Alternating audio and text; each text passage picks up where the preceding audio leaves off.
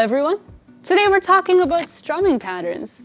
And as guitar players, most of us typically play with two hands, and one of those hands is the one that we use for strumming. So obviously, it's incredibly important to spend a lot of our practice time developing this hand. So as guitar players progress, sometimes they'll find themselves thinking less and less about the strumming patterns that they're playing, and they'll just be able to feel it and know what to play.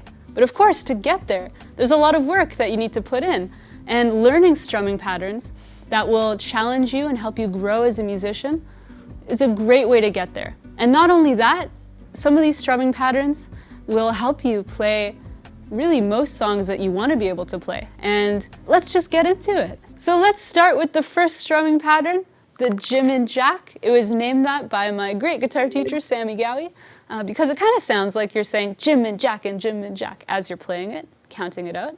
And it sounds like this. So let's break it down. This strumming pattern alone has gotten me through like 80% of the songs I've tried to learn in my life. The first thing you want to do is find a chord. You can use open chords, but there is some muting involved in this chord, or the strumming pattern that we're playing. So oftentimes it's even easier to mute the strings when you're playing, let's say a bar chord where you are covering all of the strings and there are no open strings. But it's not impossible with open strings either. But let's get into the strumming pattern. What you want to start by doing is playing down, up, like that. See if you can get something like that going on. Down, up, down, up, down, up. You can notice it's all coming from the wrist. But here's where things get interesting. Let's see if we can mute the chord like that. And this is a really essential skill for any guitar player to develop, even if you're just trying to focus on your strumming. Muting can be a huge part of it. And the muting usually comes from your fretting hand, actually. Because what I'm doing is releasing pressure from the frets enough that the chord stops ringing out. I'm not taking my fingers all the way off of the neck, because otherwise you'd get something like that. That's not what we're looking for. We just want to release enough pressure that the chord stops ringing out. And once that happens, we can do another downstroke, and we'll end up with this really cool muted strum, because we've muted the strings with our left hand. And then once you do that, you want to do an upstroke, but with the chord being played.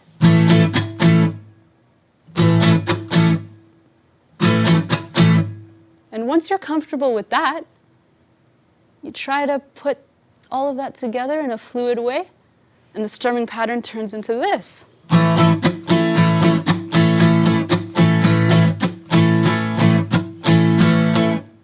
Down, up, mute, up. It's hard to talk and play at the same time, but essentially it's down, up, mute, up, down, up, mute, up, down, up, mute, up, Jim and Jack, and Jim and Jack. And once you get this down, you can obviously speed it up. But before you get to that, take it slow. Work on it one section at a time. Just get the down, up, just get the muted strum. Take your time with it. Now, we're going to take this strumming pattern that we already learned, but we're going to throw it into another time feel. And this is a really cool concept to understand as a musician, because what we're playing in is called straight feel, where we have 1 and 2 and 3 and 4 and 1 and 2 and 3 and 4 and you can hear everything is evenly spaced. But now we're going to turn it into a swing feel, kind of it's like a trot or a pendulum. You can think of it a few different ways, but the notes are no longer going to be evenly spaced. It's going to turn into something like this. 1 and 2 and 3 and 4 and 1 and 2 and 3 and 4 and imagine you have, a jazz drummer on the ride cymbal playing that classic swing feel for you. And we're going to now apply it to the Jim and Jack strumming pattern. And this is great for any situation where you're playing in a swing feel as opposed to a straight feel. And this is what it could sound like.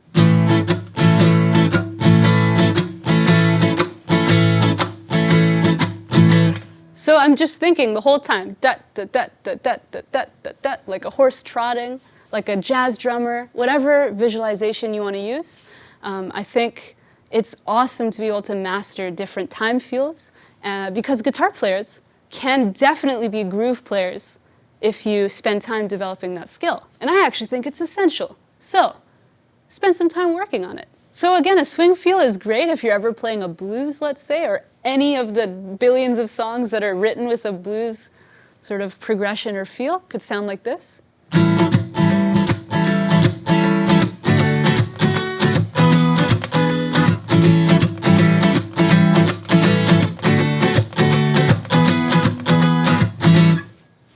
Excellent. But going back to our straight feel, Jim and Jack, Sultans of Swing is a great example of a song in this feel. Could sound like this.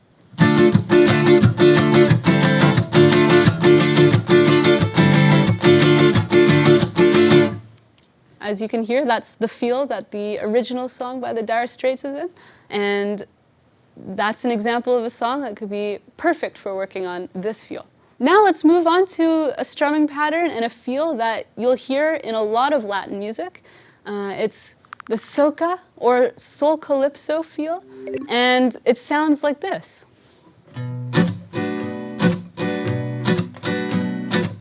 So you could be thinking in this feel, one calypso, one calypso, one calypso. And the way we're going to play this is we're going to start with a downstroke and then two upstrokes. Down, up, down, up, down, up, down, up. Sometimes you might even want to turn that downstroke into just the root note of the chord.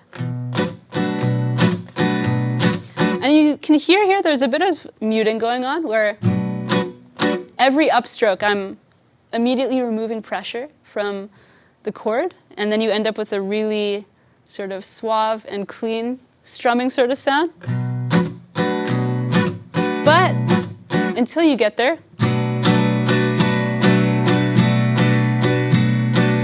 that is still the right feel, but I think you can probably hear, the difference between the two and how, when you mute, it does sound a lot more rhythmic, and it's a great thing to work towards. Just slow it way down. I spent a lot of time working on my left hand muting at a really slow tempo.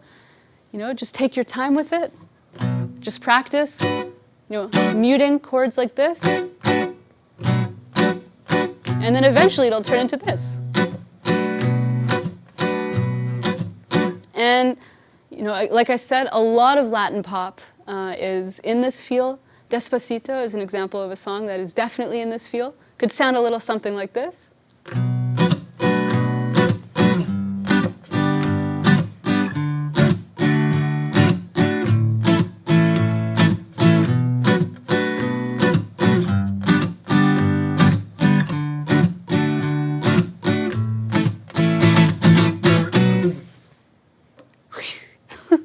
So now let's take what we were just working on and put it in a different time feel. Let's put it in a traditional ballad feel, a waltz feel. It sounds a little something like this. So again, calypso is da da da da da da da da, whereas a waltz feel is da da da da da da da da da da. They're similar, but again, which one would you, dance to in a Latin American style, and which one would you waltz to? That will answer your question as far as differentiating the two. And again, when you put this into practice with a strumming pattern, our waltz feel 3/4 time, 6/8 time, all that kind of stuff. Again, that downstroke could either be a full-on downstroke, or you could just be playing the root note of the chord.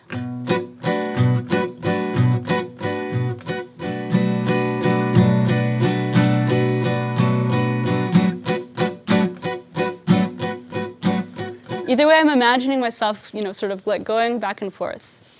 Da, da, da, da, da, da, da, da, da, da, like I'm ballroom dancing. So some examples of songs that are in this feel would be Love Me Tender by Elvis Presley, or Perfect by Ed Sheeran, which sounds like this.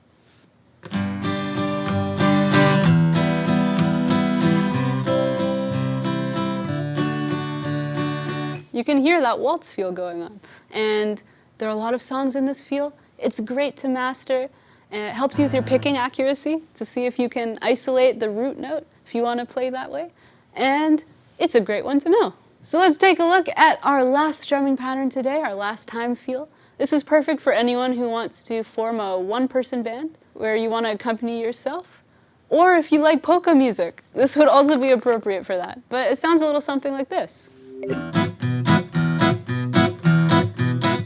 Or with all downstrokes. Either way, we'll accomplish a very similar thing. It's great to know both, but let's talk a little bit about how to actually do that in the first place. So, again, let's find a chord.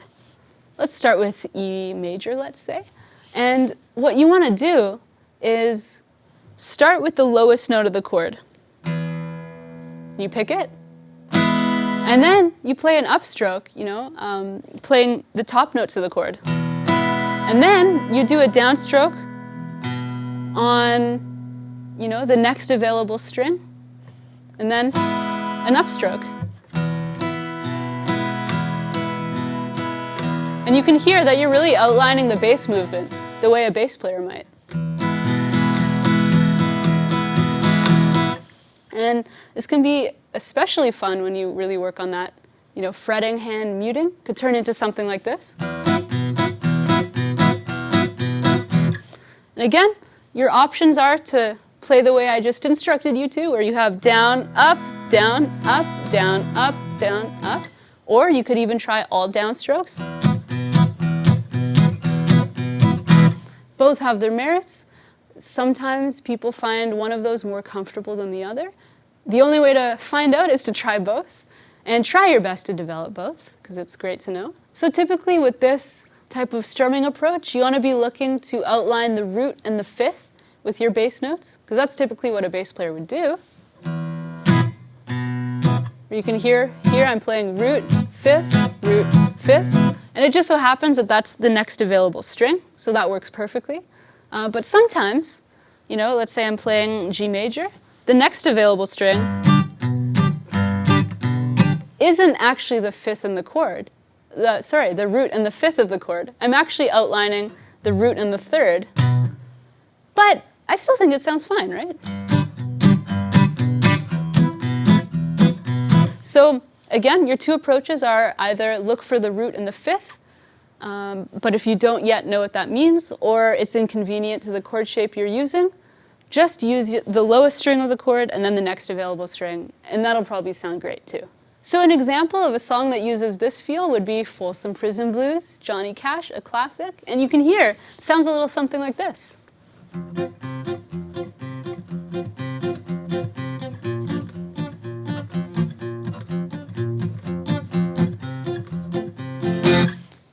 There you go. Little polka, one-man person band action. And again, this is a great and challenging strumming pattern to work on. So today we looked at some of the most essential strumming patterns to get you through lots of songs. And they're also challenging in their own right as practice that you can use to develop as a guitar player. We talked about the Jim and Jack, or the Jim and Jack with a swing feel. We talked about the Soca, soul Calypso feel. We talked about a Waltz 3/4 or 6/8 feel. And we talked about the 2/4 polka one-person band feel. So I hope you enjoy working on these and they keep you busy for a little while in your practice. Please leave a comment down below of any songs you've heard these strumming patterns in. I think it's so cool to connect what you're learning to the music that you're hearing. I think that's always a fun and inspiring thing to do as a musician. And I hope you have a wonderful day. Thanks for tuning in. Bye.